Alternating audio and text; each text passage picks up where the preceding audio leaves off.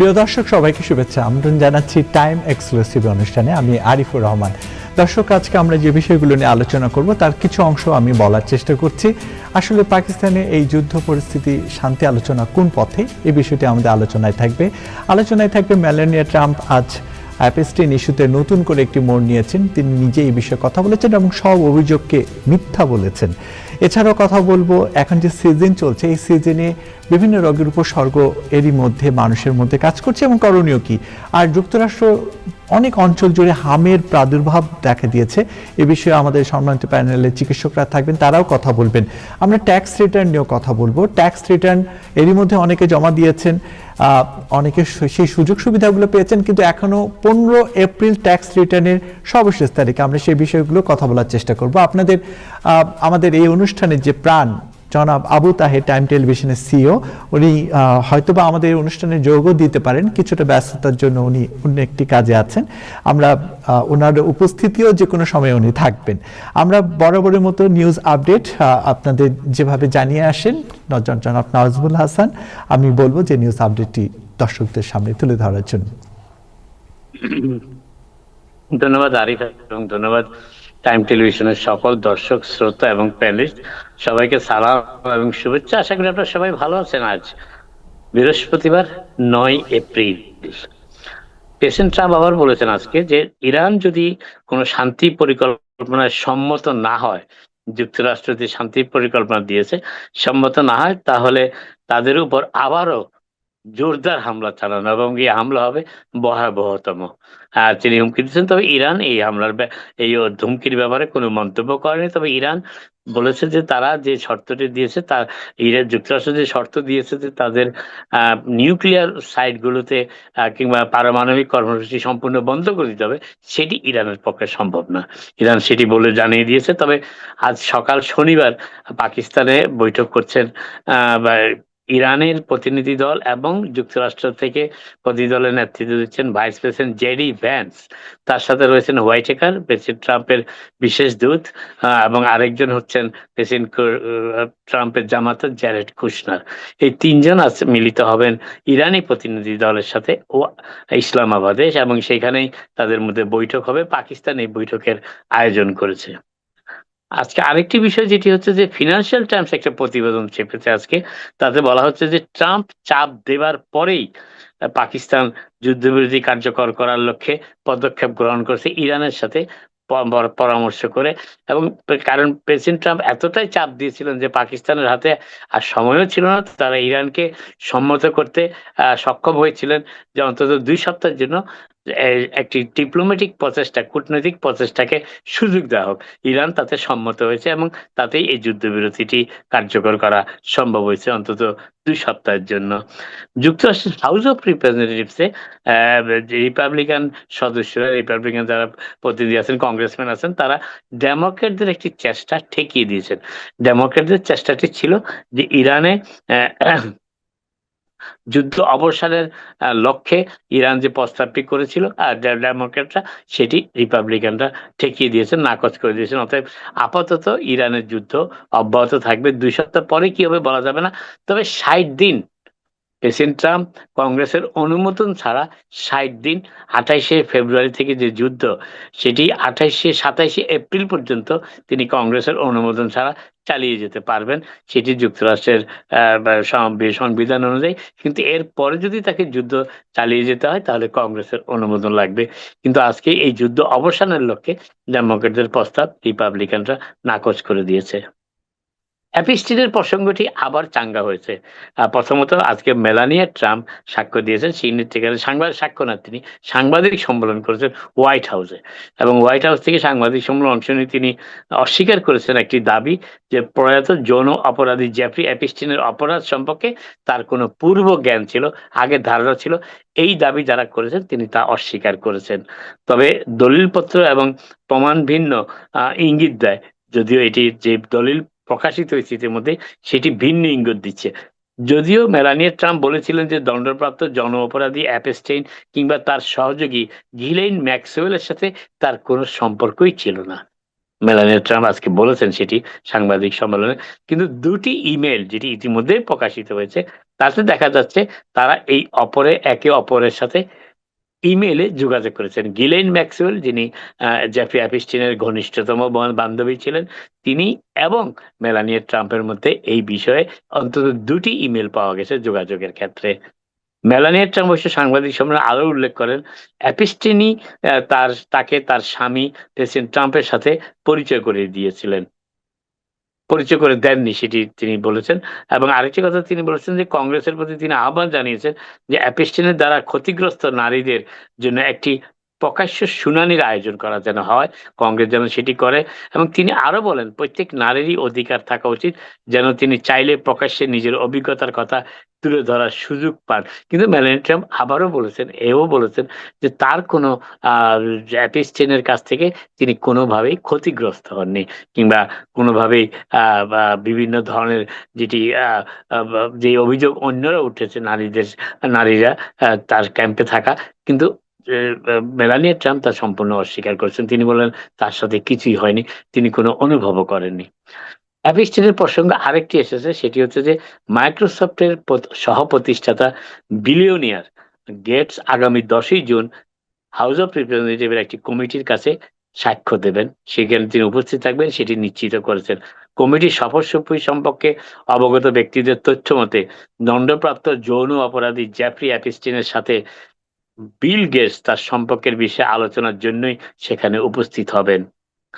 আন্তর্জাতিক শিক্ষার্থী, যেখানে যুক্তরাষ্ট্রে অধ্যয়নরত আন্তর্জাতিক শিক্ষার্থীদের ভিসার ব্যাপারে প্রচন্ড কড়াকড়ি আরোপ করেছে, কিন্তু উল্টোটা ঘটছে পার্শ্ববর্তী দেশ কানাডার ক্ষেত্রে। আন্তর্জাতিক শিক্ষার্থী ও স্নাতকদের জন্য কাজের অনুমোদনের পরিধি বাড়াতে পদক্ষেপ গ্রহণ করেছে কানাডা। 2026 সালের 1 এপ্রিল থেকে কানাডায় উচ্চশিক্ষায় অধ্যয়নরত আন্তর্জাতিক শিক্ষার্থীদের কেউ কো-অপ, ইন্টার্নশিপ এবং ব্যবহারিক প্রশিক্ষণের যেটা মতো সংশ্লিষ্ট বিষয়ে শিক্ষা সংশ্লিষ্ট কর্মসংস্থান কর্মসূচিতে অংশগ্রহণের জন্য আর আলাদা করে কো-অপ ওয়ার্ক পারমিটের প্রয়োজন হবে না। কানাডা ইমিগ্রেশন সার্ভিস সেই ঘোষণাটি আজকে দিয়েছে, ছাত্ররা আলাদা করে কোনো পারমিটের প্রয়োজন হবে না। তীব্র আর্থিক, যারা ডাক বিভাগের কর্মচারী আছেন, যারা ডাক বিভাগে কর্মরত আছেন, তাদের জন্য সত্যি উদ্বেগজনক খবর।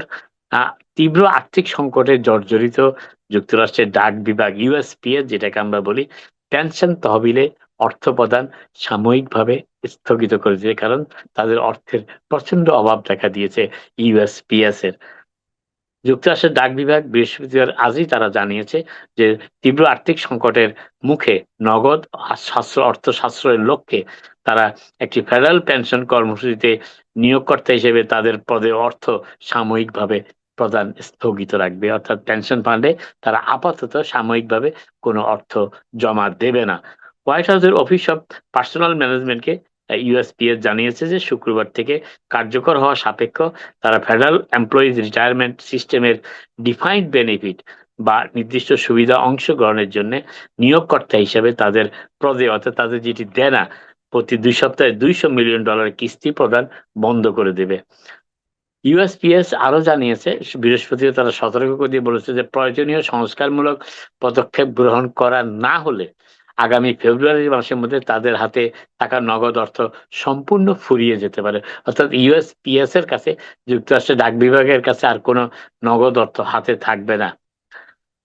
এবার নিউ ইয়র্ক সিটির মেয়র মামদানির তার দায়িত্বভার গ্রহণের 100 দিন অতিক্রম করার পথে এসে দাঁড়িয়েছে, এবং সেটি আগামী তার এই 100 দিন, তার দায়িত্ব গ্রহণের 100 দিন উপলক্ষে একটি জরিপ করছে মারিস্ট পোল এজেন্সি, এবং তার সেই জরিপে দেখা যাচ্ছে 48% নিউ ইয়র্কবাসী মেয়র জোহরান মামদানির কাজের পারফরমেন্সে অত্যন্ত সন্তুষ্টি প্রকাশ করেছেন। অন্যদিকে 30% মানুষ সেই মারিস্ট পোলে তারা অসন্তুষ্ট, এবং 23% তারা জানিয়েছেন যে তারা ভালো মন্দ কোন ব্যাপারে বলবেন এই বিষয়ে তারা নিশ্চিত নন। এবিসি নিউজ এই তথ্যটি দিয়েছে। নিউ ইয়র্ক সিটির অর্থনৈতিক চিত্র তুলে ধরা হয়েছে আজকে একটি ফিনান্সিয়াল রিপোর্টে। তাতে দেখা যাচ্ছে যে নিউ ইয়র্ক সিটিতে গত ডিসেম্বর মাসে বেসরকারি খাতে 19,900টি নতুন চাকরির সৃষ্টি হয়েছে, এবং চাকরি সৃষ্টির ধারাবাহিকতায় জানুয়ারি মাসে নিউ ইয়র্ক শহরে বেসরকারি খাতে আরো 10,600টি নতুন চাকরি সংযুক্ত হয়েছে। নিউ ইয়র্ক সিটিতে বেকারত্বের হার জানুয়ারি মাসে ছিল 5.7%। সেটি ডিসেম্বর মাসের মতো অপরিবর্তিত ছিল। 2025-এর জানুয়ারি মাসে 2026-এ ছিল 5.7% আনএমপ্লয়মেন্ট অর্থাৎ বেকারত্বের হার। 2025 সালে জানুয়ারি মাসে ছিল 4.9%, অর্থাৎ 0.8% পয়েন্ট বেড়েছে বেকারত্বের হার 2026-এর জানুয়ারিতে 2025-এর তুলনায়। নিউ ইয়র্ক সিটিতে ইনভেস্টমেন্ট অর্থাৎ বিনিয়োগের ক্ষেত্রে দেখা যাচ্ছে 2026 সালের প্রথম প্রান্তিক অর্থাৎ প্রথম কোয়ার্টার, জানুয়ারি ফেব্রুয়ারি মার্চ, এই প্রথম কোয়ার্টারে নিউ ইয়র্ক ভিত্তিক কোম্পানিগুলো ভেঞ্চার ক্যাপিটাল অর্থাৎ ইনভেস্টমেন্ট ক্যাপিটাল বা উদ্যোগ পুঁজি হিসেবে যেগুলিকে আমরা গণ্য করে থাকি, সেখানে 11.9 বিলিয়ন ডলার সংগ্রহ করতে সক্ষম হয়েছে ভেঞ্চার ক্যাপিটালের অর্থ হিসাবে, যা 2021 সালের পর থেকে কোনো একক প্রান্তিক অর্থাৎ কোনো কোয়ার্টারে, জানুয়ারি থেকে মার্চ কিংবা এপ্রিল থেকে মে, জুন থেকে আগস্ট, সেপ্টেম্বর থেকে ডিসেম্বর, এইগুলো কোয়ার্টার, এই কোয়ার্টারে কখনোই 2021 সালের পরে এত বেশি অর্থ বিনিয়োগ করার সুযোগ আসেনি নিউ ইয়র্ক সিটির জন্য।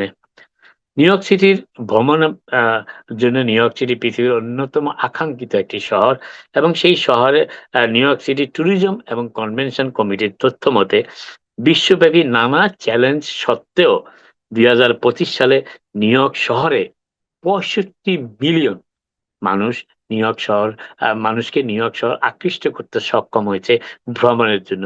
65 মিলিয়ন মানুষ, যা পূর্বনির্ধারিত লক্ষ্যমাত্রাকে ছাড়িয়ে গেছে। ফেব্রুয়ারি মাসে সাবওয়ে বা নিউ ইয়র্ক সিটির সাবওয়ে ব্যবহারকারীদের সংখ্যা বৃদ্ধি পেয়েছে প্যান্ডেমিক মহামারী পূর্ববর্তী সময়ের প্রায় 75% পৌঁছে গিয়েছে নিউ ইয়র্ক সিটির সাবওয়ে ব্যবহার, যা গত বছরের একই সময়ের তুলনায় 4.8%, 0.8% পয়েন্ট বেশি। নিউ ইয়র্ক ওয়ান টিভি অনুষ্ঠানের অ্যারন লুইসের সাথে এক সাক্ষাৎকারে মেয়র জোহরান মামদানি বলেছেন, ইরানের সাথে যুক্তরাষ্ট্র ইসরায়েলের চলমান যুদ্ধের ফলে নিউ ইয়র্ক শহর জুড়ে সব ধরনের পণ্যের দামের উপর অত্যন্ত নেতিবাচক প্রভাব পড়েছে। প্রায় সব ধরনের পণ্যই ঊর্ধ্বগতিতে, প্রায় প্রতিদিনই মূল্য বৃদ্ধি ঘটছে প্রতিটি পণ্যের। তিনি আরো বলেন যে এই সংঘাতের পেছনে যে বিপুল অর্থ ব্যয় করা হচ্ছে তা অন্য কোনো জনকল্যাণমূলক কাজে ব্যবহার করা যেত। মেয়র মামদানি আরো বলেন, আমাদের এমন একটি ফেডারেল সরকার রয়েছে যারা লাখ লাখ মানুষকে চরম হতাশা ও দুর্দশার মুখে ঠেলে দেওয়ার জন্য হাজার কোটি ডলারের সংস্থান করতে পেরেছে যুদ্ধের জন্য, অথচ সেই একই অর্থ তারা নিউ ইয়র্কের শ্রমজীবী মানুষ এবং সামরিকভাবে যুক্তরাষ্ট্রের সাধারণ নাগরিকদের জীবনযাত্রার উন্নয়নের কাজে ব্যয় করতে অস্বীকৃতি জানিয়ে যাচ্ছে বরাবরই, বরং এই জনকল্যাণমূলক কিছু কর্মসূচি কাটছাঁট করতেছে, ফেডারেল সরকার কাটছাঁট করার উদ্যোগ নিয়েছে, এমনও মন্তব্য করেছেন new York city mayor Zohran Mamdani. আপাতত এখানে শেষ করি আজকে, আবার আপনাদের সাথে কথা হবে। আপনারা সবাই ভালো থাকুন। ধন্যবাদ। আপনি আমাদের সঙ্গেই থাকবেন, কারণ আরো কিছু বিষয়ে আলোচনা করতে চাই আপনার সাথে। তো আমাদের সাথে ইব্রাহিম চৌধুরী খোকন ভাই যোগ দিয়েছেন। উনি সবসময় অনুষ্ঠানটিকে প্রাণবন্ত করেন, আপনিও প্রাণবন্ত করে তুলেন, কারণ যে মিষ্ট কনভারসেশনগুলো হয় সেখানে টক মিষ্টি ঝাল সব কিছুই থাকে। তো আপনাকে জনাব ইব্রাহিম চৌধুরী খোকন, যে বিষয়টি আলোচনায় আনতে চাই যে এই মুহূর্তে যুদ্ধ পরিস্থিতি সহ বিভিন্ন বিষয় আলোচনার মধ্যে যে বিষয়টি নতুন করে আজকে আলোচনায় এসেছে অ্যাপস্ট্রিম ফাইলে, কিছুক্ষণ আগে নাজমুল ভাই যে কথাটি বলেছে যে উনি হোয়াইট হাউসে রীতিমতো সংবাদ সম্মেলন করে বলেছেন যে অভিযোগগুলো পুরোপুরি মিথ্যা, এই বিষয়গুলো নিয়ে আপনার কিছু বলার আছে কিনা? অনেক ধন্যবাদ আরিফ। আমি এটা নিয়ে ভাবতেছিলাম যে হঠাৎ করে এই বিষয়টা, মানে যুদ্ধের দামামা আমরা আজকে হয়তো আমরা জানার চেষ্টা করতেছিলাম যে এই যুদ্ধ কি আসলে মানে থামবে, এই ইসলামাবাদে পাকিস্তানের যে চুক্তিটা হবে কি ধরনের চুক্তি, এই যুদ্ধ থেকে কি পুরোপুরি আমরা ইতিমধ্যে সরে আসতে পারলাম না, এটা এখনো আবার এই সমঝোতা আবার চুক্তি এসব ভেঙে গিয়ে আবার গুলা ছুটবে, আবারও বারুদ জুটবে, আবারও মানুষের রক্ত ঝরবে, এইসব নিয়ে জানার যখন উৎসাহ, এইসব জানার বিষয় নিয়ে উদ্গ্রীব সমস্ত মানুষ, সেই মুহূর্তে আমরা দেখলাম যে মেনেলিয়া আমাদের প্রেসিডেন্ট ডোনাল্ড ট্রাম্পের, আমাদের ফার্স্ট লেডি আহ, তার সংবাদ সম্মেলন, এটাকে রীতিমতো একটা ব্রেকিং নিউজ। এইভাবে ফার্স্ট লেডি সচরাচর আসেন না, বিশেষ করে মেলানিয়া ট্রাম্প মানে ফার্স্ট লেডি হিসেবে যথেষ্ট সংযত।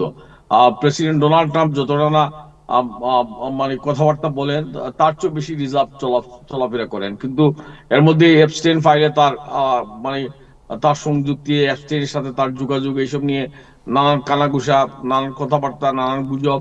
এই গুজবের মানে কোনো ডিফেন্ড করতে না গিয়ে মানে অন্য মাধ্যমে তিনি সরাসরি একদম হোয়াইট হাউসে এসে প্রেস করে সামনে দাঁড়িয়েছেন এবং বলেছেন আমার কোনো আহ, সংশ্লিষ্টতা নেই। এমনকি প্রেসিডেন্ট আগে থেকে যেটা বলা হচ্ছিল যে একজন মডেল হিসাবে, একজন সুন্দরী নারী হিসাবে এপস্টেইনের কাছাকাছি থাকার মধ্য দিয়ে তিনি প্রেসিডেন্ট ডোনাল্ড ট্রাম্পের সাথে পরিচিত হয়ে ওঠেন এবং এরপরে তারা প্রণয়ে আবদ্ধ হন। কিন্তু এটা আজকে তিনি সরাসরি জানালেন যে তিনি সেভাবে পরিচিত হন না, তার পরিচয়ের সূত্রটা অন্যটা। যদিও এপস্টাইনের সাথে তার দেখা সাক্ষাৎ হয়েছে, কিন্তু এপস্টাইন এখানে কোনো ভূমিকা পালন করেন নাই, এবং এপস্টাইনের সাথে তার যে একদম যোগাযোগ নাই এটা তিনি অস্বীকার করেন নাই। যেহেতু তার একটা ইমেইল আমরা ইতিমধ্যেই দেখেছি প্রকাশিত হয়েছে, মানে জাস্টিস ডিপার্টমেন্ট এটা আগেই প্রকাশ করেছে, সেখানে তিনি একটা সৌজন্যমূলক ইমেল দিয়েছেন এপস্টিনকে। এটা সাধারণ যোগাযোগ, এটার কথা উল্লেখ করেছেন। এবং সবচেয়ে বড় উল্লেখযোগ্য যে ঘটনা হচ্ছে যে এটা আহ, যেই মুহূর্তে প্রেসিডেন্ট ডোনাল্ড ট্রাম্প এটা বারবার বলছিলেন যে মানে এইসব থেকে এড়িয়ে কিভাবে অন্যান্য বিষয়কে প্রাধান্য দেওয়া যায়, এপস্টেইন ফাইল এটা নিয়ে ঘাটাঘাটি না করা, এটা এইসবকে এড়িয়ে যাওয়ার একটা একটা তৎপরতা প্রেসিডেন্ট ডোনাল্ড ট্রাম্পের ছিল। কিন্তু ফার্স্ট লেডি এটা আজকে সরাসরি বললেন যে এটা একটা সরাসরি শুনানি হোক, যে শুনানিতে ভিকটিমরা এসে তাদের কথা বলবে, তাদের কথাগুলো লিপিবদ্ধ থাকবে কংগ্রেসে। এটা আমি মনে করি নারীদের প্রতি তার যে সম্মান, এবং ফার্স্ট লেডি হিসাবে আজকে মেলানিয়া ট্রাম্প তার হাইটটা আর একটু বাড়িয়ে দিলেন, এবং আমি এটা খুব স্বাগত জানাই। এটা এখন এটাই আজকের টকিং পয়েন্ট। আমাদের আইন প্রণেতারা এটা দেখবেন। এটা নিয়ে প্রকাশ্য শুনানি যদি হয়, আমরা ভিকটিমদের কথা জানতে পারবো, আরো জানতে পারবো যে এপস্টিন কি একা ছিলেন, এপস্টিনের সাথে কারা কারা জড়িত ছিলেন। এবং এটা মেলানিয়া ট্রাম্পের বক্তব্যেও আজকে অনেকটা ইঙ্গিত পাওয়া গেছে। তো এই বিষয়ে নাজমুল ভাই বলেছেন, এইসব নিয়ে আমরা আরো আগামীতে আলোচনা করবো। আজকে এটাই, তবে এটা একটা ঐতিহাসিক মুহূর্ত আমি মনে করি। আজকের টকিং পয়েন্টটাই বদলে দিয়েছেন মেলানিয়া ট্রাম্প। এবং ফার্স্ট লেডির এই বক্তব্যের মধ্যে দিয়ে আমি আবারও বলছি, তাকে আজকে একটি নতুন রূপে দেখা গেছে। তিনি নারী অধিকারের পক্ষে, এবং বিশেষ করে যারা ভিকটিম তাদের মানে পক্ষে তিনি একটা জোরালো বক্তব্য রাখছেন, যেটা যেটা মানে আমাদের আইন প্রণেতারা ইগনোর করতে পারবেন না। এবং তিনি নিজে বলেছেন যে তিনি কোনোভাবেই এপস্টিনের ভিকটিম নয়। জি, ধন্যবাদ আরিফ। জনাব ইব্রাহিম চৌধুরী খোকন এবং জনাব নাজমুল হাসান, আপনাদের দুজনের উদ্দেশ্যে আমার দুটো প্রশ্ন আছে, কারণ আমরা সবসময় গুরুত্বপূর্ণ বিষয়গুলো নিয়ে কথা বলি এবং আমরা জানি যে সংবাদের দিকে যদি আমরা পর্যবেক্ষণ করি, সেই পর্যবেক্ষণের মধ্যে বাংলাদেশের পার্লামেন্টে দুটো ঘটনা পুরো বাংলাদেশ জুড়ে যেমন আলোচিত, এবং আন্তর্জাতিক বিশ্বেও যারা বাংলা ভাষাভাষী মানুষ তারাও কিন্তু বিষয়টি নিয়ে বেশ বলতে পারেন যে এক ধরনের অবাকই হয়েছেন, কেউ বা একটু চমৎকৃত হয়েছেন।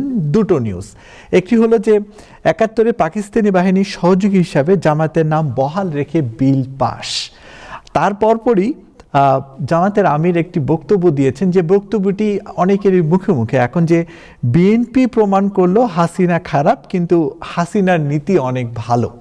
তো এই যে দুটো বিষয়, এই দুটো বিষয় নিয়ে আপনারা কি বলবেন, যে হঠাৎ করে রাজনীতির মাঠ থেকে শুরু করে পার্লামেন্টে যে ঘটনাগুলো ঘটলো, এভাবে করে কিন্তু কেউ কখনো, অনেকেই চিন্তা করেনি। অনেক বিশ্লেষকরা বলছেন যে সামনের দিনে এই ঘটনাগুলো আরো নতুন দিকে মোড় নিবে।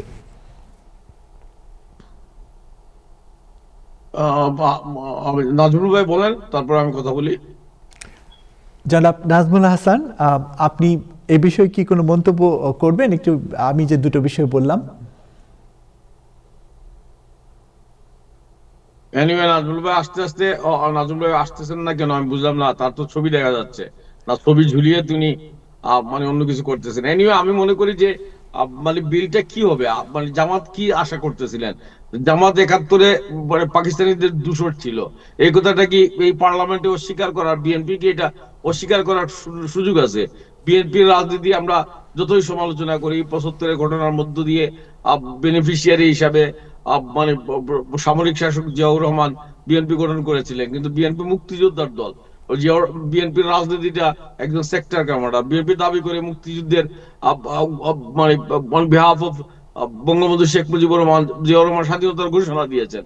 সেই সেই ধারাবাহিকতায় মানে যে বিল পাস হবে সেখানে জামাতকে 71-এর মানে পাকিস্তানিদের দূষণ বলবে না তো কি বলবে আমি তো জানি না। মানে ওনারা জামাত কি আশা করেন? জামাতের তো আজকে রাজনীতির সৌভাগ্য যে যে দেশে তারা বিরোধিতা করেছিলেন, যে দেশকেই তারা চান নাই, সেই দেশের আইনসভায় দাঁড়ায় তারা বসে মানে কথা বলতে পারতেছেন, মানে বা বলছেন। এইটাই তো মানে তাদের জন্য একটা সৌভাগ্যের ব্যাপার। এবং জামাত কি এই 71-এর দায়ভার, মানে 71-এর ভুল কাজ, 71-এর যে তাদের যে রাজনৈতিক যে ভ্রান্তি, এটা থেকে বেরিয়ে আসবে? জামাত বাংলাদেশের রাজনীতি যেখানে যে অবস্থানেই থাকেন, যখনই থাকেন, যতজনই থাকেন, তাদেরকে এই দায়, এই কালিমা নিয়েই থাকতে হবে। এটা এখন বিএনপি অনেক ভালো কাজ করবে, খারাপ কাজ করবে, বিএনপি আমরা সমালোচনা করব। বিএনপির কাছে কি জামাত আশা করবেন যে মানে বিএনপি উনাদের সুরে ডুগডুগি বাজাবে? আমার তো মনে হয় না। জি আরিফ, আপনি আমি জানি অনেক না চমৎকার ব্যাখ্যা দিয়েছেন। চমৎকার এই অর্থে বলছি যে সবসময় স্ট্রেইটই চলে, যে মতামতগুলো থাকে সেগুলোকে সামনে আনার চেষ্টা করছেন। তো আমি যে প্রশ্নটি আপনাকে বলতে চাইবো যে খুব স্বাভাবিকভাবে যে ঘটনাটি ঘটে গেল, জামাত কি এটা প্রত্যাশা করেছিল? তাদের কথায় তো এমন একটি মানে ভাব এলো যে এরকম ঘটনা তারা প্রত্যাশা করেনি, এবং তারা নতুন করে আন্দোলনের এক ধরনের আভাস দিয়েছে। এটা নিয়ে কিছু বলার আছে কিনা কি আপনার? আমার বলা আছে জামাত প্রত্যাশা করেছে এসব রাজনৈতিক শুনেন মুখ রক্ষা। জামাত কি জানে যে, জামাত তো জানে বিএনপির সাথে তাদের সম্পর্ক কি। জামাত জানে আজকে বিএনপি কোন জায়গায় দাঁড়িয়ে রাজনীতি করেছে। জামাতের সাথে বিএনপির যে দহরম মহরম ছিল সেটা অনেক আগেই অনেক আগে একটা অন্য পয়েন্টে চলে গেছে এখন। মানে কিন্তু জামাত এমন কোন আন্দোলনে যাবে না যে আন্দোলনের মধ্য দিয়ে আবার আওয়ামী লীগ মাঠে চলে আসবে। সুতরাং এইসব আন্দোলন শুনেন, এটা গণতন্ত্রের এই যে মানে একটা সীমার মধ্যে হবে। এই সীমাটা হচ্ছে যে আমি বিরোধিতা করব, কিন্তু এখন এমন কোন বিরোধিতা যাবে না জামাত যে বিরোধিতার কারণে মানে আওয়ামী লীগ একটা সুযোগ পেয়ে যাবে। আমি আমি মনে করি এই হুমকি দামকির মধ্যেই থাকবে। এবং আপনি যখন সংসদে ঢুকবেন, আপনি যখন একটা গণতান্ত্রিক রাজনীতির চর্চা থাকবেন, আপনার অনেক সীমাবদ্ধতা আছে। আপনি হুমকি দিলেই মানে রাস্তায় নামতে পারবেন না। আপনি এমপি থাকবেন, জনগণের ট্যাক্সের টাকা আপনি এমপি হিসাবে সুযোগ সুবিধা নিবেন। আবার মানে মানে এই সংসদ ভেঙে যাক, এই সংসদ মানে পাল্টে যাক, এটা তো ওনারা চাইবেন না। সুতরাং এই হুমকি দামকির মধ্যেই জামাত চলবে। এবং জামাতের জন্য রাজনীতিটা একটু ডিফিকাল্ট। এটা কারণ হচ্ছে জামাত প্রচন্ড বিরোধিতা না করে জনগণের যে আকাঙ্ক্ষা, যেমন বিএনপির ব্যর্থতাগুলো, সরকারি দল, এই ব্যর্থতাগুলোর বিরুদ্ধে এখন কে বলবে? বিরুদ্ধে সাধারণ মানুষের প্রত্যাশা হচ্ছে বিরোধী দলগুলো বলবে। তো বিরোধী দল সেভাবে বলতে পারবে না। এবং যে রাষ্ট্রটা শুধু রাজনীতি না, আমাদের দেশের এই যে বিরাজমান সর্বপর্যায়ে দুর্নীতি, স্বজনপ্রীতি, আমাদের ব্যাংক লুট, ব্যাংকে স্বজন মানে লোকজনের চাকরি প্রাপ্তি, মানে আমাদের মাইক্রো লেভেলে, প্রান্তিক লেভেলে যে সমস্ত অনাচার অবিচার, এটা যে বিএনপি সরকার আসলেই এটা থেকে কি আমাদের সমাজ, আমাদের রাজনীতি কি বেরিয়ে আসতেছে? আমার তো মনে হয় না। জনগণের, সাধারণ মানুষের অধিকার, সাধারণ মানুষের নিরাপত্তা, জন নিরাপত্তা, চাঁদাবাজি বা আপনার দখলবাজি, এইসবের বিরুদ্ধে কি সারা বাংলাদেশ রুখে দাঁড়িয়েছিল? কিন্তু এখন তো সেই অবস্থা নাই, আবার একই ঘটনা ঘটতেছে। আইন শৃঙ্খলা পরিস্থিতি এখনো দেখা যাচ্ছে যে কোথাও কোথাও ভয়ানক ভাবে খারাপ হয়ে যাচ্ছে। সড়ক দুর্ঘটনা হচ্ছে বিভিন্ন শহরে শহরে।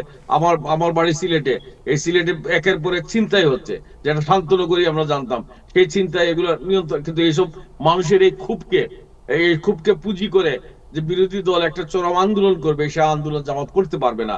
বিকজ এই আন্দোলন যদি এখন বিএনপির ভিতরে এত বেশি তীব্র হয়, সেই আন্দোলনের জের ধরে আবার আওয়ামী লীগ মাঠে চলে আসুক, এটা জামাতও চাইবে না, বিএনপিও চাইবে না। সুতরাং এই বর্তমান রাজনীতিটা খুব সহজ, খুব সরল ভাবে দেখার কোনো সুযোগ নাই আরিফ। আমি মনে করি আমাদের দেখতে হবে বল কোন দিকে যায়। আপনি আমাদের সঙ্গেই থাকুন। এনসিপির এই বিষয়ে তাদের অবস্থান কিন্তু পরিষ্কার করেছে। পাশাপাশি আমাদের সাবেক উপদেষ্টা আসিফ নজরুলকে নিয়েও কিন্তু অনেক ধরনের মন্তব্য আসে, আমরা এগুলো নিয়ে কথা বলবো। তার আগে আমি ডাক্তার শাকিলা শিমু, উনি আমাদের সাথে যোগ দিয়েছেন। যুক্তরাষ্ট্রে নতুন করে হামের প্রাদুর্ভাব দেখা দিয়েছে এবং বিভিন্ন জায়গায় দেখা গেছে যে রোগের সংক্রমণ বাড়ছে। পাশাপাশি এখন যে সিজন, এই সিজনে নিজের যত্ন সহ কোন কোন রোগের প্রাদুর্ভাব হচ্ছে, এই বিষয়গুলো নিয়ে আমরা কথা বলবো আপনার সাথে। প্রথমে হামের সংক্রমণ নিয়ে আপনার কাছে কি তথ্য আছে এবং করণীয় কি? ধন্যবাদ। আমার কথা কি পরিষ্কার শোনা যাচ্ছে? হ্যাঁ, একদম পরিষ্কার শোনা একদমই যাচ্ছে। পরিষ্কার। জি। তো আমেরিকাতে কিন্তু একটা বড় পপুলেশন ইমিগ্রেন্ট আমরা জানি। তো ইমিগ্রেন্ট পপুলেশন এবং ট্রাভেলিং এর মাধ্যমে যেটা হচ্ছে হামের প্রাদুর্ভাবটা বেড়ে গেছে। তো যেটা হয় আমাদের বেশ কিছু ক্লাস্টার আছে বিভিন্ন ধরনের ইমিগ্রেন্ট পপুলেশনের মধ্যে যারা একদমই ভ্যাকসিন নিতে চায় না। আর এর আগে আমি আরেকটা প্রোগ্রামে আপনাদের সাথে শেয়ার করেছিলাম যে ভ্যাকসিন কখনো 100% ইফেক্টিভ হয় না। তো 100% যেহেতু ইফেক্টিভ হয় না, হামের টিকা কিন্তু দুইটা হয়, মানে মিজলস, মামস, রুবেলা তিনটা মিলিয়ে একসাথে একটা টিকা, যেটা দুইটা ডোজ হয়। অনেক সময় মানুষ দুইটা ডোজের মধ্যে একটা ডোজ ভালো কাজ করেছিল, আরেকটা ডোজ ইমিউনিটি হয় নাই অথবা সে দেয় নাই। আর তাছাড়া ট্রাভেলিংটা রিসেন্টলি বেড়ে গেছে এবং শীতকালে যেহেতু ক্লোজ কন্ট্যাক্টে থাকে মানুষ, মানে ইনডোরে বিভিন্ন প্রোগ্রামগুলা যেটা আউটডোরে হতে পারে সামারে, সেটা কিন্তু ইনডোরে হয়। ইনডোরে থাকলে এয়ারে কিন্তু আপনার হামের জীবাণুটা প্রায় 2-3 ঘন্টা অবস্থান করতে পারে। এতে করে যে কোনো বাচ্চা, একটা মানুষ আক্রান্ত হলে তারা প্রায় 1500 থেকে 17 জন মানুষকে কিন্তু আক্রান্ত করতে পারে। তো বাচ্চাদের ব্যাপারে আমাদের একটু সচেতন হওয়া জরুরি। আর টিকা টিকা আসলে অনেক পপুলেশন আমি দেখেছি যারা একদমই পছন্দ করে না দিতে, তাদেরকেও একটু উদ্বুদ্ধ করা, সামাজিক একটা প্রতিরোধ ব্যবস্থা বা সচেতনতা তৈরি করা, এটা খুব দরকার। পারি আর জি জি। অবশ্যই আপনি প্রশ্ন করুন, আমাদের সম্মানিত, আপনি তো প্যানেলে আছেন। হামের হামের ভ্যাকসিনটা কি অনেকটা মানে কম্পালশন না এখানে? মানে আমি জানি না এখানকার, আমরা তো এটা এটা কম্পালসারি, হ্যাঁ, ছোটবেলা কিন্তু তো আমরা কিন্তু প্রেগনেন্সিতে দিয়েছিলাম, মানে অনেক বড় বড় হাতের বাহুতে, মানে এটা তো এইভাবে দেওয়া হয় না। আমাদের তো শরীরে হুম এখনো হুম। দাগ আছে, অনেক অনেক বড় বড় করে দাগ, এবং আমরা ভয় পাইতাম। কিন্তু তখন আমাদেরকে একদম, আমার মনে হয় এটা বাংলাদেশ স্বাধীন হওয়ার আগে আমি দিছি, পাকিস্তান আমলে। তো মানে তখন, কিন্তু এখানে তো এটা অনেকটা বাধ্যতামূলক, এটা না হলে তো স্কুলে যেতে পারবে না। মানে জি জি। এর মধ্যে কি আমাদের কিছু লোকজন এটাকে স্কিপ করার চেষ্টা করে? হ্যাঁ, কিছু ইমিগ্রেন্ট পপুলেশন আছে যারা স্কিপ করার চেষ্টা করে, ক্যারিবিয়ানস কিছু এরিয়া আছে, কিছু সাউথ এশিয়ান কালচারাল ব্যাপার আছে, কালচারাল ব্যারিয়ারকে তো আপনি কি কোনোভাবেই ওদেরকে বুঝাইতে পারবেন না, ওদের মানসিকতা চেঞ্জ করতে পারবেন না। আর ভ্যাকসিন যেটা আপনি বলছেন, ভ্যাকসিন এটা ম্যান্ডেটরি, কিন্তু অনেক সময় আমরা ইমিউনিটিটা চেক করা হচ্ছে না। ইমিউনিটি বলতে ব্লাড টেস্ট করে দেখা যে আপনার এই হামের বিরুদ্ধে যে তিনটা রোগের একসাথে টিকা যেটা বললাম, মিজেলস, মামস, রুবেলা। মিজেলস মানে হচ্ছে হাম।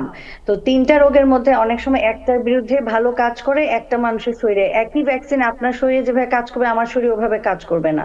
দেখা যাচ্ছে হামের বিরুদ্ধে যে এই প্রতিরোধ ব্যবস্থা ওইটা আমার শরীরে ঠিক মতো গ্রো করতে পারে নাই। তো আমি আমরা তো আজকের এই এতে অনুষ্ঠানের মধ্য দিয়ে আমাদের আমাদের যে কমিউনিটি, আমি জানি আমাদের কমিউনিটি সচেতন। আমাদের বাংলাদেশ অনেক স্বাধীন বাংলাদেশে আমরা অনেক কিছুতেই আমাদের হতাশা আছে, কিন্তু এই যে পপুলেশন কন্ট্রোল, এইসব টিকা, malaria, G G. Eradication of malaria, এগুলো দেখতে থাকতে আমরা একসময় কাজও করেছি। এইসবে আমাদের মানুষ খুবই সচেতন। কিন্তু আমি মনে করবো আমাদের আশেপাশে যে সমস্ত অন্যান্য অন্যান্য প্রতিবেশী যারা আছেন, তারা এই এই ব্যাপারে আমাদের সবার দায়িত্ব।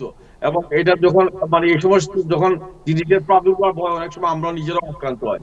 তো থ্যাংক ইউ ডক্টর, আপনি আসা, এবং আমি মনে করি আমাদের মাধ্যমে আমাদের যা এই বার্তাটা পাবেন। এবং আরেকটা বার্তা আমাদের খুব প্রয়োজন, যারা ঢুকছেন, যদি কথা বলতেছেন না, তিনি একটু অফ করে রাখেন, আপনার কারণে অন্যরা শুনতে পারতেছে না। So, একটু মিউট করলে ভালো হয়। দয়া করে একটু মিউট করেন, তিনি কথা বলতেছেন না। আই রিপিট, আই রিপিট আবার, জি, অনেক ধন্যবাদ। ডক্টর শাকির, আপনাকে অনেক ধন্যবাদ। আপনারা আর কিছু বলার থাকলে বলেন। এবং আমি আরেকটা জিনিস বলতে চাই যে যুক্তরাষ্ট্রের কোন এলাকায়, যে সমস্ত এলাকায় ইমিগ্রেন্ট বেশি, সেখানে কি এই ধরনের মানে হাম বা এই ধরনের অসুখের প্রাদুর্ভাব বা প্রান্তিক আমেরিকার যে কোনো জায়গায় এটা হইতে পারে, এটা যদি একটু যে বলেন। যেসব এলাকায় ইমিগ্রেন্ট বেশি এবং যেসব শহরে আপনার হয় কি বলে ট্রাভেলার্সরা বেশি, ট্যুরিস্টরা বেশি আসে, ওইসব জায়গায় আপনার রিস্কটা বেশি। কারণ ওই যে আমি বললাম, একটা মানুষ আক্রান্ত হলে কিন্তু সে 17-18 জনকে পর্যন্ত আক্রান্ত করে ফেলতে পারে খুবই তাড়াতাড়ি, এটা খুবই দ্রুত ছড়ায়। তবে আপনি যেটা বলছিলেন ভ্যাকসিন তো দিচ্ছে, তাহলে কি ঘটনা? তো ভ্যাকসিন দেওয়ার পরেও কিন্তু 90 থেকে 93% মানুষের ইমিউনিটি তৈরি হয়, বাকিদের তৈরি হয় না। তো ওই যে এই বাকি পপুলেশনটা কিন্তু সংখ্যায় খুব কম না, আপনার মনে হচ্ছে 7%, 10%, এটা কিন্তু কম জনসংখ্যা না। আমাদের আমেরিকার পপুলেশন তো অনেক, 35-40 কোটি মানুষ। তো এর মধ্যে কিছু কিছু কিছু এথনিক গ্রুপ আছে, ওরা ভ্যাকসিন দিতে চায়ও না, আর যারা ভ্যাকসিন দিচ্ছে তাদেরও হচ্ছে কিন্তু ওই 93% যাদের আপনার ইমিউনিটি গ্রো হয়েছে তাদেরও কিন্তু হাম হচ্ছে, কিন্তু এটা খুবই হালকা ভাবে হচ্ছে, খুব বেশি সিভিয়ার জ্বর, খুব সিভিয়ার একদম সারা গা ভর্তি আপনার র্যাশ ওরকম হচ্ছে না। যেটা হচ্ছে খুব মাইল্ড হচ্ছে এবং অল্প সময় তারা সেরে যাচ্ছে। তো এইটাতে মৃত্যুর ঝুঁকি খুবই কম। কিন্তু আপনি যদি বাংলাদেশের কথাটা বলেন, যে ওই যে রাজশাহীতে অনেক বাচ্চা মারা গেছে, ওইটা সিচুয়েশন আলাদা। কারণ ওদের ওখানে হাই গ্রেড ফিভার হলেও কন্ট্রোল করার অবস্থা নাই, আইসিইউতে বাচ্চা শ্বাসকষ্ট হইলে আপনার কোনো ব্যবস্থা নাই, অক্সিজেন মাস্ক পরানোর সমস্যা, বাচ্চাদের এনআইসিইউ বা ওগুলা ওগুলা। আর বাংলাদেশের পার্সপেক্টিভ একদমই ভিন্ন, ওরা ভ্যাকসিন না পাওয়া বাচ্চারা মারা গেছে। হ্যাঁ, যেহেতু ভ্যাকসিন আমদানি করা বা ওইগুলা নিয়ে জটিলতা, ওইগুলা আবার রাজনৈতিক আলোচনা হয়ে যায়, ওইটা আর আমি না আমরা বলি। কিন্তু আবারও আসবো আমেরিকার ক্ষেত্রে আপনার কাছে ডাক্তার পার্সপেক্টিভটা শাফিলা আলাদা। শিমু। অনেক আলোচনা আরো জমে উঠেছে এবং আমাদের জনাব ইব্রাহিম চৌধুরী খোকন আপনাকে প্রশ্ন করে আরো এইটার ডিটেইলসে চলে যাওয়ার একটি বিষয় সামনে এসেছে। আপনারা দুজনেই থাকুন, আমাদের সাথে যোগ দিয়েছেন হাসান ফেরদৌস এবং সিপিএস সারওয়ার চৌধুরী। আমি হাসান ফেরদৌস, জনাব হাসান ফেরদৌস আপনার কাছে আসবে, এবং সিপিএস সারওয়ার চৌধুরী 15 তারিখে কিন্তু লাস্ট ডেট। আপনার কাছে অনেক গুরুত্বপূর্ণ মেসেজ আছে বাংলাদেশি কমিউনিটির জন্য, আপনি দেবেন। তার আগে আমি একটু হাসান ফেরদৌসের কাছে আসব। আপনাকে আমার প্রশ্ন থাকবে যে শান্তি আলোচনা আসলে ভবিষ্যৎটা কি, আপনি এই বিষয়ে আপনার কোনো পর্যবেক্ষণ আছে কিনা? জনাব হাসান ফেরদৌস। জি, অনেক ধন্যবাদ, সবাইকে শুভেচ্ছা। আহ, আমরা শান্তি আলোচনার মধ্যে আমরা বোঝাচ্ছি যে ইরান যুদ্ধ প্রসঙ্গে শনিবার থেকে যেই শান্তি আলোচনা শুরু হচ্ছে ইসলামাবাদে, সে বিষয়ে কথা বলছি। কেমন ভবিষ্যৎ কি? ধোঁয়াটে, এক কথাতে বলি ধোঁয়াটে। ধোঁয়াটে কারণটা কি? কারণ আমরা এখনো জানি না যে কোন শর্তের ভিত্তিতে, কোন ডকুমেন্টের ভিত্তিতে আলোচনা হবে। ইরান বলছে এক কথা, আমাদের প্রেসিডেন্ট সাহেব বলছেন আর এক কথা, আমাদের ভাইস প্রেসিডেন্ট বলছেন তৃতীয় কথা। ফলে কোন কোন সাধারণ সম্মতির ভিত্তিতে আলোচনা হবে সে বিষয়ে এখন ধোঁয়াটে অবস্থা রয়ে গেছে। তবু আমি ব্যাপারটা বুঝিয়ে বলার চেষ্টা করি। আমরা কি জানি যে ইরান, আমাদের প্রেসিডেন্ট ডিমান্ড করেছিলেন নিঃশর্ত আত্মসমর্পণ। তার বদলে ইরান 10 দফা একটি প্রস্তাব দেয়, যার ভিত্তিতে আমাদের প্রেসিডেন্ট বলেছেন যে এটা it can B a working document, এটা এর ভিত্তিতে আলোচনা শুরু হতে পারে। এবং সেই শর্তগুলি আপনারা জানেন, আমি অনেকবার বলেছি, আবার সংক্ষেপে বলি যে খুবই কঠিন শর্ত, যে শর্তগুলি মানা আমেরিকার পক্ষে প্রায় অসম্ভব। যেমন ধরা যাক, এই শর্ত, এখানে শর্তের মধ্যে আছে 1 নম্বর যে হরমুজ প্রণালী ইরানের সামরিক বাহিনী নিয়ন্ত্রণে থাকবে, এটা একটা শর্ত যেমন আছে। আর একটা শর্ত বলা হচ্ছে যে যুদ্ধ বন্ধের নিশ্চয়তা তারা চাইছে। এখন শান্তি করলাম, 2 দিন পরে তুমি বা ইসরায়েল আবার যুদ্ধ শুরু করলে, what is the guarantee? Guarantee চাইছে তারা। তারা চাইছে মধ্যপ্রাচ্য থেকে যে সমস্ত আমেরিকান বেজ আছে সরিয়ে নেওয়া হোক। এবং এই সম্মতি একমাত্র আমেরিকার উপর নির্ভর করে না, এর সঙ্গে যুক্ত আছে এই অঞ্চলের অন্যান্য দেশ। তাদের অবস্থান কি আমরা জানি না। ইরান দাবি করছে তাদের যে ইউরেনিয়াম আছে, সেই ইউরেনিয়াম প্রসেস করার অধিকার তাদের আছে, এই অধিকার স্বীকৃতি তারা চাইছে, ইত্যাদি। মানে যে সমস্ত ফান্ডামেন্টাল প্রশ্ন নিয়ে আমরা যুদ্ধে গিয়েছিলাম, সেই প্রশ্নগুলি নতুন করে ওপেন করা হচ্ছে। যদিও আমাদের প্রেসিডেন্ট বলেছেন যে হ্যাঁ, এই চুক্তির ভিত্তিতে আলোচনা শুরু করা যেতে পারে, কিন্তু আজকে তিনি আমাদের জানিয়েছেন যে আমরা যে শর্তের কথা সম্মত হয়েছিলাম, ইরান এখন নতুন ডকুমেন্ট দিচ্ছে। যেমন লেবানন প্রসঙ্গ, এটা বুঝিয়ে বলার ব্যাপার আছে যে আপনারা জানেন যে যদিও যুদ্ধ থেমেছে আমেরিকা, যুক্তরাষ্ট্র এবং ইরানের মধ্যে, কিন্তু লেবানন এবং ইসরায়েলের মধ্যে যুদ্ধ কিন্তু এখন অব্যাহত আছে।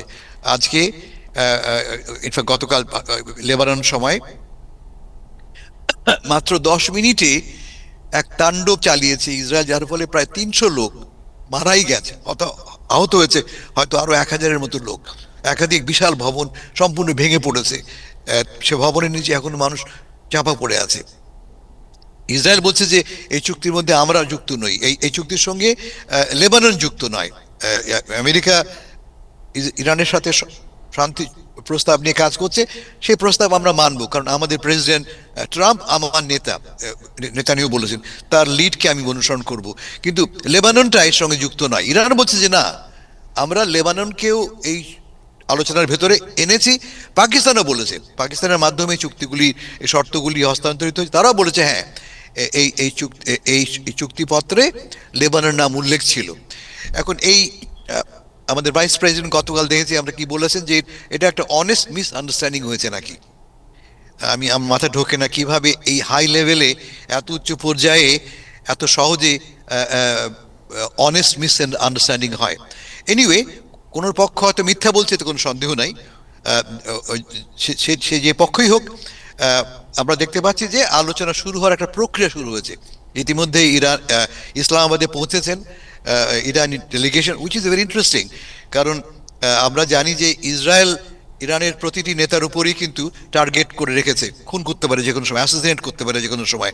তারা এবার পরপর 3বার করেছে, এবং ইরানের টপ লিডারশিপের 3 টিয়ারের লিডারশিপকে তারা খতম করেছে। ফলে আরও যে খতম করবে না তার কোনো গ্যারান্টি নেই।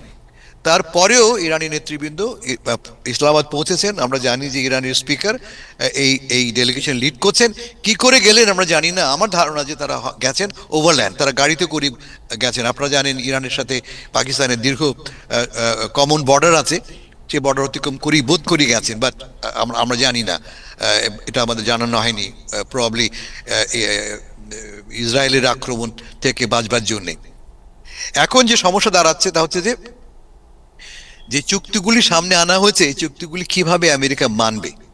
যেমন ধরা যাক, আমেরিকা যুদ্ধ তো গিয়েছিল এই কারণে যে ইরানের হাতে এনরিচড ইউরেনিয়াম আছে, পরিশোধিত ইউরেনিয়াম আছে, যা থেকে আণবিক অস্ত্র বানানো যায়। ইরানের কাছে এখনো প্রায় 400 কেজি এনরিচড ইউরেনিয়াম রয়ে গেছে। তার কি হবে? ইরান বলছে যে না, এটা দিয়ে এটা আমার অধিকারের মধ্যে পড়ে। আমরা এনপিটি মানে নন প্রলিফারেশন ট্রিটির একজন সিগনেটারি, সেই চুক্তির ভিত্তিতে, জাতিসংঘের চুক্তি এটা, আমরা অধিকার রাখি শান্তির লক্ষ্যে আমরা পারমাণবিক অস্ত্র, পারমাণবিক শক্তি ব্যবহার করি, যুদ্ধাস্ত্র করবার জন্য নয়, পিসফুল পারপাসের জন্য আমরা নিউক্লিয়ার পাওয়ারকে ব্যবহার করব। এই অধিকারটা আমরা চাই। সবচেয়ে বড় সমস্যা বেঁধেছে হরমুজ প্রণালী নিয়ে। আপনারা জানেন আমাদের প্রেসিডেন্ট বারবার দাবি করছেন যে হরমুজ প্রণালী খুলে দিতে হবে। ইরান বলছে আমরা খুলে দিয়েছি, কিন্তু এই খোলাটা হবে ইন কোঅর্ডিনেশন উইথ আমাদের সামরিক বাহিনীর সাথে। কারণটা খুব সিম্পল, তারা বলছে যে যেহেতু অলরেডি সেখানে মাইন আছে, মাইন থাকার কারণে যদি তেলবাহী জাহাজ সেখান দিয়ে যায়, তারা ক্ষতিগ্রস্ত হতে পারে। ফলে আমাদের সঙ্গে আগে থেকে কোঅর্ডিনেট করে, আমাদের সঙ্গে যোগাযোগ করে তারপরে একমাত্র জাহাজ চলাচল করতে পারে। এর ফলে কি দাঁড়িয়েছে, আমরা দেখতে পাচ্ছি প্রায় 500 জাহাজ আটকে আছে। আজকে মাত্র 3টি জাহাজকে ছাড়া হয়েছে। তার চেয়েও বড় কথা, বা ইকুয়ালি ইম্পর্টেন্ট, তা হচ্ছে এই যে ইরান প্রতিটি জাহাজের উপরে লেভি আরোপ করছে। তারা বলছে যে এটা আমার এলাকার পাশ দিয়ে যাচ্ছে, এর উপর আমার সভরেন্টি আছে, আমাকে ট্যাক্স পে করতে হবে। যেমন সুয়েজ ক্যানেলের উপর দিয়ে হয়, বা পানামা ক্যানেলের সময় জাহাজ গেলে সেখানে আপনাকে ট্যাক্স পে করতে হয়, লিভি পে করতে হয়। ইরান সে দাবি করছে, খুব ভালো কথা। এখন কত টাকা আসলে অবকাশ হবেন, ইরানের দাবি হচ্ছে যে প্রতিটা জাহাজ বাবদ $2 মিলিয়ন। এখন আপনি ভালো করে জানেন ডলারের ট্রানজাকশনটা আমেরিকা নিয়ন্ত্রণ করে সুইফট কোডের মাধ্যমে। তো সে কারণে ইরান করছে কি, এই টাকাটা তারা নিচ্ছে আইদার ক্রিপ্টো কারেন্সি অথবা ইউয়ান, মানে চাইনিজ কারেন্সি দিয়ে। এতে ইরানের লাভ, চীনেরও লাভ। আমরা অ্যাটলিস্ট 3টি জাহাজ এটা পে করে বেরিয়েছে বলে আমরা বিভিন্ন সূত্রে জানতে পেরেছি। এতে আমাদের প্রেসিডেন্ট খুব ক্ষিপ্ত হয়েছেন এবং বলেছে যে না, এটা আমাদের শর্তের লঙ্ঘন, এটা আমরা গ্রহণ করব না। অন্য কথায় নানা রকম জটিল ইস্যুগুলি সামনে এসছে, এই ইস্যুগুলি সমাধান করা খুব সহজ হবে না। আর একটা কথা বলি, এই যুদ্ধবিরতির মেয়াদ মাত্র 2 সপ্তাহ। 2 সপ্তাহের মধ্যে এই রকম জটিল ইস্যুগুলি যে রিজলভ করা যাবে আমার মনে হয় না। তার চেয়ে বড় কথা, আমেরিকার পক্ষ থেকে যারা যাচ্ছেন তারা অত্যন্ত নবিশ, ডিপ্লোম্যাটিক কোনো অভিজ্ঞতা তাদের নেই। যাচ্ছেন কে? ভাইস প্রেসিডেন্ট জেডি ভ্যান্স, যাচ্ছেন স্টিভ উইটকফ, আমাদের প্রেসিডেন্ট ডোনাল্ড ট্রাম্প সাহেবের বাডি, তিনি একজন রিয়েল এস্টেট বিল্ডার, তিনি ইনফ্যাক্ট তিনি হচ্ছেন গিয়ে লিড নেগোশিয়েটর, এবং আছেন ডোনাল্ড ট্রাম্প সাহেবের জামাতা জ্যারেড কুশনার, যাদের কারোরই কোনো রকমের কূটনৈতিক নেগোশিয়েশন করবার অভিজ্ঞতা নেই। ফলে তারা কিভাবে এই সব জটিল প্রশ্ন সমাধান করবেন তা আমরা জানি না। শেষ কথা বলছি আমি যে আলোচনা যেমনই হোক না কেন, ফলাফল যেমনই হোক না কেন, একটা জিনিস স্পষ্ট, এর মাধ্যমে কিন্তু পাকিস্তান অনেক মাইলেজ পেয়ে গেল। এটা পাকিস্তানের জন্য একটা বড় রকমের কু। এটা আপনারা জানেন, পাকিস্তান দুদিন আগ পর্যন্ত বিশ্বে চিহ্নিত ছিল একটা সন্ত্রাসী দেশ হিসেবে। সেই দেশটি হঠাৎ করে বিশ্ব মঞ্চে একজন অলমোস্ট হিরো হয়ে গেছে। তার মূল কারণ, পাকিস্তানের সাথে আমাদের প্রেসিডেন্টের ভালো সম্পর্ক আছে, বিশেষ করে পাকিস্তানের chief of army staff Asim মুনিরের সাথে তারা প্রায় গলায় গলায় ভাব বলা যায়, এবং প্রধানমন্ত্রীর সঙ্গে তার প্রেসিডেন্ট সাহেবের টেলিফোনে যোগাযোগ হচ্ছে। অন্যদিকে পাকিস্তানের সাথে ইরানের খুব পুরনো সম্পর্ক। আপনারা জানেন, একসময় ইরান, পাকিস্তান এবং টার্কি মিলে আরসিডি করেছিল, রিজিওনাল কোঅপারেশন ফর ডেভেলপমেন্ট নামে একটি সংস্থা গড়ে তুলেছিল, এবং এদের সাথে দীর্ঘদিনের সম্পর্ক ছিল। আর তার চেয়ে বড় কথা, পাকিস্তান কিন্তু গোড়া থেকেই এই ইসরায়েলি হামলা তীব্র নিন্দা করেছে, এই খমেনির হত্যাকাণ্ডকে নিন্দা করেছে।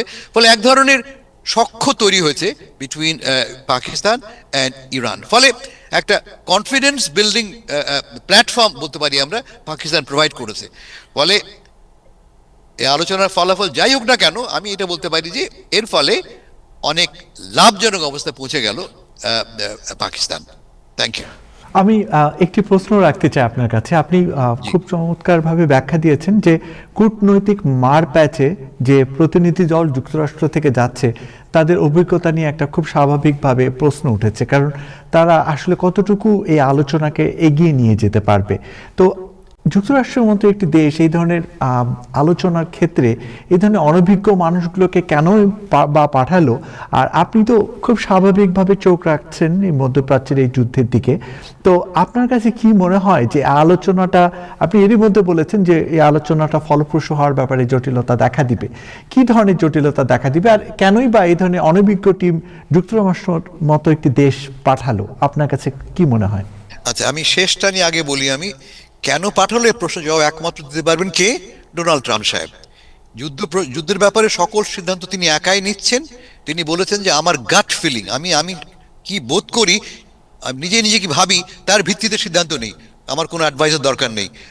তিনি কথা বলেছেন যে জেনারেলদের চেয়েও তিনি ভালো জানেন যুদ্ধ বিষয়ে। ফলে এই লোকটি সর্বজান্তা, এই লোকটির সঙ্গে কেন কোন বিষয়ে তিনি সিদ্ধান্ত নিচ্ছেন ভাই আমার পক্ষে বলা সম্ভব নয়। তবে ক্লিয়ারলি এই লোকগুলি ডোনাল্ড ট্রাম্প সাহেবের আস্থাভাজন ব্যক্তি, কেমন? কিন্তু মাথায় রাখতে হবে যে কূটনৈতিক নেগোসিয়েশন খুব জটিল একটা ব্যাপার, এই জন্য একটা প্রক্রিয়া আছে। যেমন ধরা যাক, ইরানের সঙ্গে আমাদের যে চুক্তি ছিল, আমেরিকার চুক্তি ছিল 2015 সালে ওবামা করেছিলেন, সেই চুক্তি করতে 18 মাস সময় লেগেছিল। 18 মাস আলোচনা করার পর, ইন্টেন্সিভ নেগোসিয়েশনের পরে চুক্তি হয়েছিল। আর সেখানে আমাদের হাতে সময় আছে কতদিন? 10 দিন। 10 দিনে এই জটিল এত মাল্টি লেয়ার্ড চুক্তি আমরা সম্পাদন করতে পারবো? অসম্ভব। তবে এটা যুক্ত করি আমি এই বলে যে উভয় পক্ষই চায় শান্তি অর্জিত হোক, যুদ্ধ আবার শুরু হোক। যদিও আমাদের প্রেসিডেন্ট সাহেব হুমকি দিচ্ছেন, ইরান হুমকি দিচ্ছে, দেখে নেব, কিন্তু কেউই চায় না যুদ্ধ রিজিউম হোক, কারণ যুদ্ধতে দুই পক্ষই কিন্তু ক্ষতিগ্রস্ত হয়েছে। ফলে সকল জটিলতা সত্ত্বেও এই যে আর্জটা, এই ডিজায়ারটা to conclude a peace deal, সেটা আমার ধারণা যে হেল্প করবে দূরত্বগুলি কমাতে। আসুন দেখি, আমরা কালকে পরশু থেকে, শনিবার থেকে শুরু হচ্ছে, দেখিনি এই আলোচনা কতদূর এগোয়। জনাব হাসান ফেরদৌস, আপনাকে অসংখ্য ধন্যবাদ। আমাদের সঙ্গেই থাকুন। আমরা সিপিএ সারোয়ার চৌধুরী, আর মাত্র কয়েকদিন বাকি, 15 তারিখেই শেষ ডেট। উনি বাংলাদেশি কমিউনিটির জন্য কিছু বলবেন কিনা, পাশাপাশি এই প্যানেলে যারা আছেন এই ট্যাক্স রিটার্ন নিয়েও তাকে কোনো প্রশ্ন থাকলেও করতে পারেন। সিপিএ সারোয়ার চৌধুরী, আপনি আপনার মূল্যবান বক্তব্য যদি আমাদের টাইম টেলিভিশনের দর্শকদের জন্য বলতেন।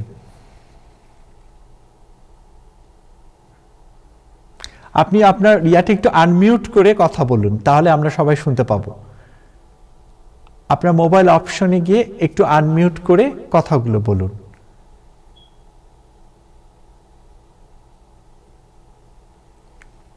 আপনি আপনার অপশনে গিয়ে আনমিউট করে কথাগুলো বলুন। ভিডিও এটা কি আনমিউটেড? এখন তো এখন কথা শোনা যাচ্ছে, আপনি বলতে পারেন। এখন কি শোনা যাচ্ছে? সরি, জি, আমার জি, এখানে জি। একটু জি, এখন শোনা যাচ্ছে, আপনি বলতে বসা তো, পারেন। সেজন্য খুবই আমরা একেবারে বলতে হবে যে ট্যাক্স ফাইলিং এর ক্রান্তিকাল চলছে। এখন আর মাত্র এক সপ্তাহ বাদে ফাইলিং ডেডলাইন এপ্রিল 15। তবে এই মুহূর্তে যারা ট্যাক্স ফাইল করেন নাই তাদের জন্য যেটা আমি বলতে চাই সেটা হচ্ছে যে আপনারা এক্সটেনশন ফাইল করতে পারেন। এক্সটেনশন ফাইল করা মানেই আপনি 6 মাসের জন্য সময় পাচ্ছেন। এই সময় পাওয়াটা হচ্ছে আপনি টাইমের জন্য সময় পাচ্ছেন, কিন্তু আপনার যদি ট্যাক্স পে করতে হয় তাহলে কিন্তু ট্যাক্স পে 15 তারিখের আগেই পেটা করে ফেলতে হবে। সুতরাং যদিও আপনি ট্যাক্স এক্সটেনশন ফাইল করবেন, তো তার আগে আপনার হিসাব করতে হবে যে আপনার কোনো লায়াবিলিটি আছে কিনা, সেই সময়ে লায়াবিলিটিটা আপনি পে করে দিবেন। এটাই হচ্ছে আমার অনুরোধ।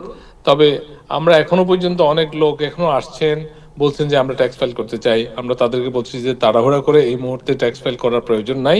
আপনাদের কাগজপত্র সবকিছু নিয়ে আসেন। আপনারা অনেক সময় দেখা যায় যে husband and wife separately file করবেন, তখন দেখা গেল একজন আইটেমাইজ করছেন আর একজন স্ট্যান্ডার্ড ডিডাকশন নিচ্ছেন।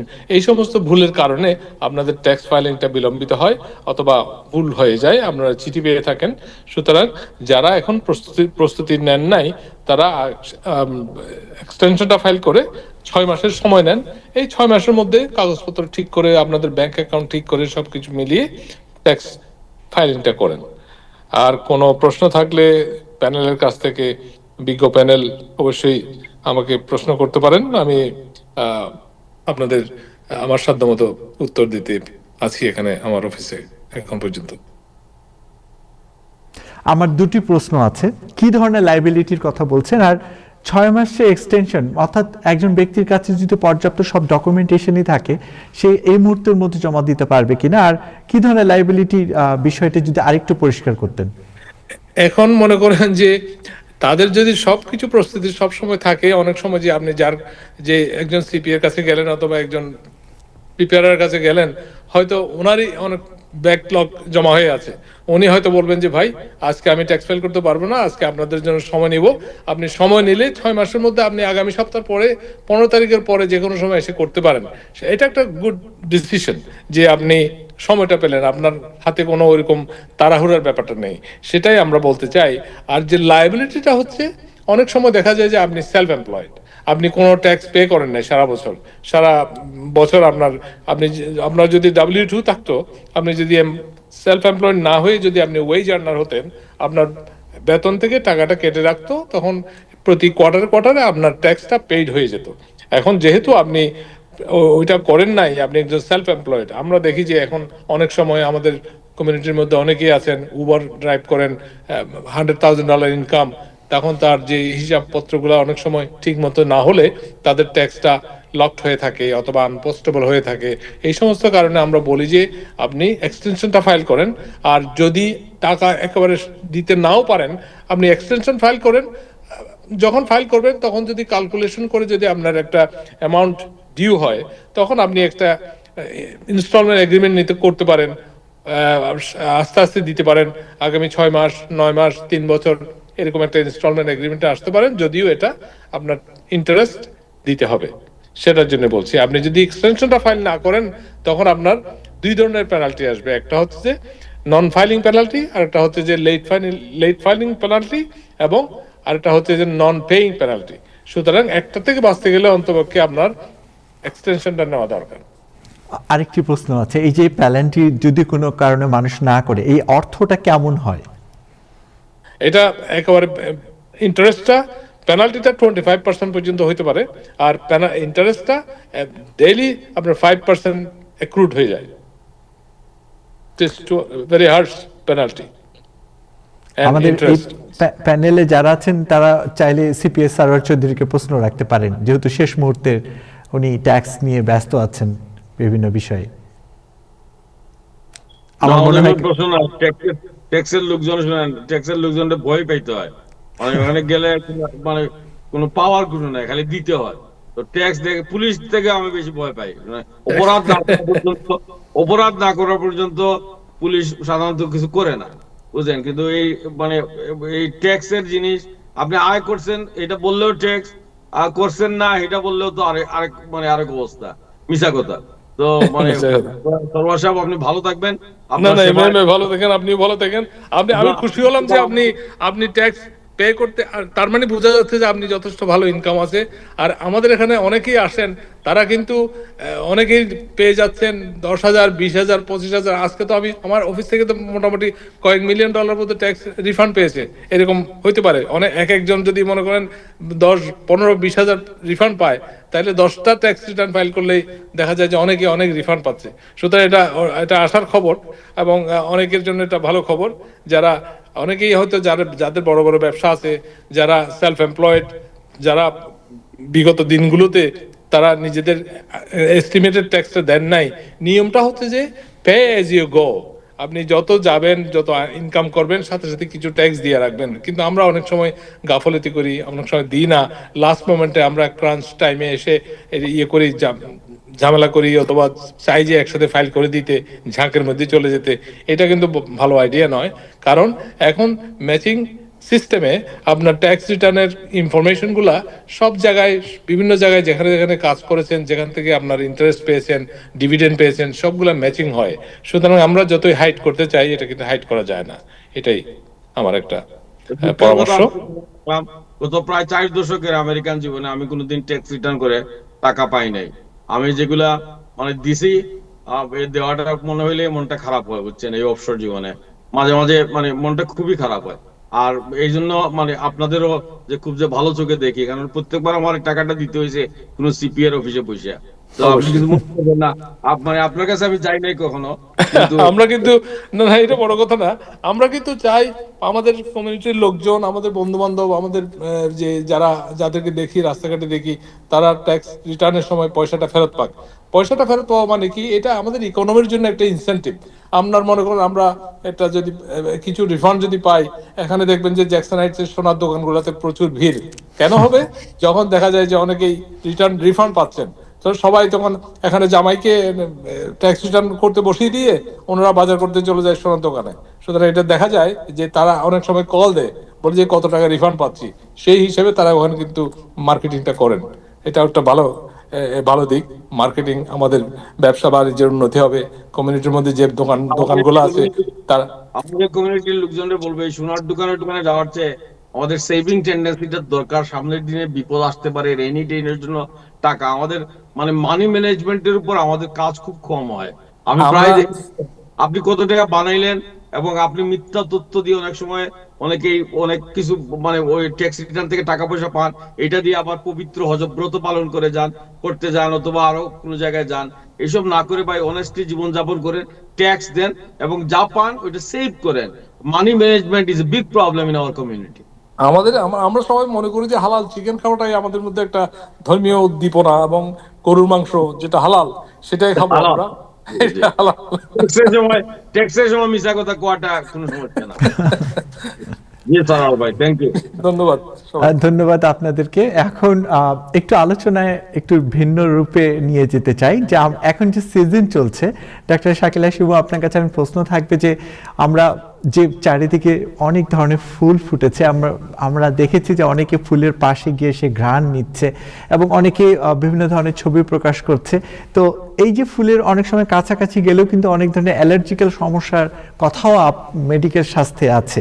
তো এই সময়টাতে আসলে কি ধরনের নিজেদেরকে সতর্ক থাকা উচিত, যাদের ফুলের কাছাকাছি গেলে অ্যালার্জিক্যাল সমস্যা হতে পারে, তাদের ব্যাপারেই বা আপনার কিছু বলার আছে কিনা? আর আমাদের ইব্রাহিম চৌধুরী খোকন ভাই তো আছেনই, সব বিষয়েও উনি এই বিষয়েও যদি ওনার কোনো প্রশ্ন থাকে আমাদের সম্মানিত চিকিৎসককে প্রশ্ন করতে পারেন। ধন্যবাদ। এখন খুবই এটা সময় উপযোগী একটা প্রশ্ন। পোলেন অ্যালার্জি খুবই কমন আসলে আমাদের বাঙালি কমিউনিটি বলেন, আমেরিকান বলেন, সবার মধ্যেই পোলেন অ্যালার্জিটা খুবই কমন।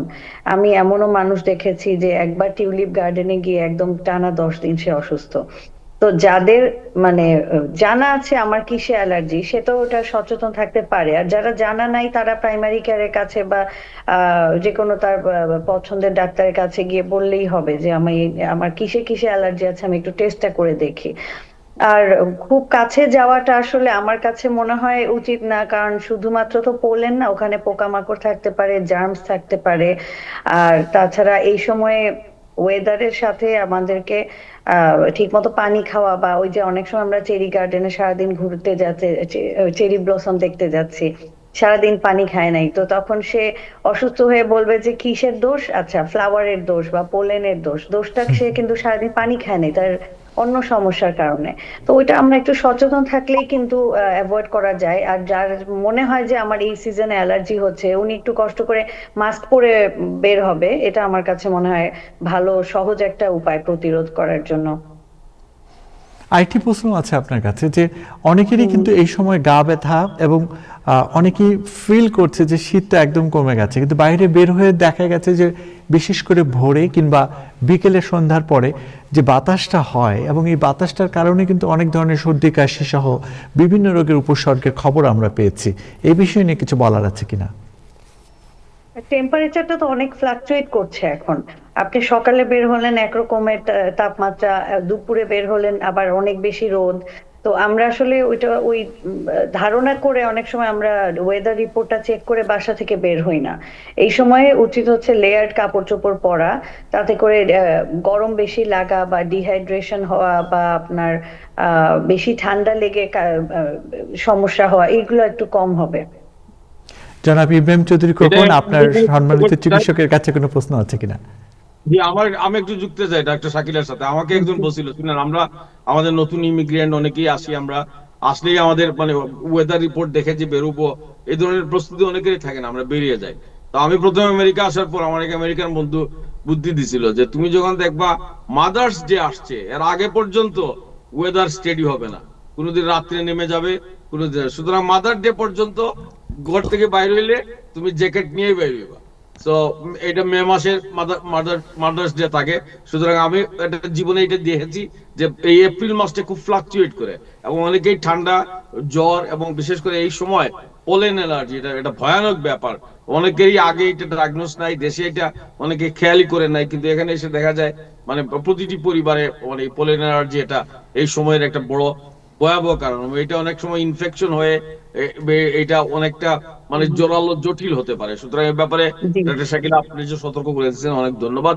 আমরা এটা ব্যাপারে সচেতন থাকবো, মাস্ক করে যাব। বিশেষ করে আপনি ট্রেনে বাসে উঠলে আপনার যদি মানে পোলেন অ্যালার্জি হয়ে থাকে, আপনি নিজে ওই হাঁচি দেওয়া তো নিয়ন্ত্রণ করা যায় না, এটা একটা পাবলিক নিউসেন্সও ক্রিয়েট হয়। তো আমরা এই ব্যাপারে সবাই সতর্ক থাকবো অন্তত আরো মাসে একদিন। ধন্যবাদ সবাইকে। জনাব ইব্রাহিম চৌধুরী খোকন, ডাক্তার শাকিলা শিমু, হাসান ফেরদৌস, এছাড়া আমাদের সাথে যুক্ত হয়েছিলেন সিপিএস সারওয়ার চৌধুরী এবং আমাদের জনাব নাজমুল হাসান। সবাইকে অসংখ্য ধন্যবাদ। প্যানেলে যারা যারা অংশগ্রহণ করেছিলেন। দর্শক, অনেক গুরুত্বপূর্ণ বিষয়ে কথা হলো আজ এই পর্যন্তই। সবাই ভালো থাকুন, সুস্থ থাকুন, টাইম টেলিভিশনের সঙ্গে থাকুন। ধন্যবাদ। 30তম এশিয়ান এক্সপো ফুড ফেয়ার ও কালচারাল শো 2026, 25 ও 26 এপ্রিল দুপুর 2টা।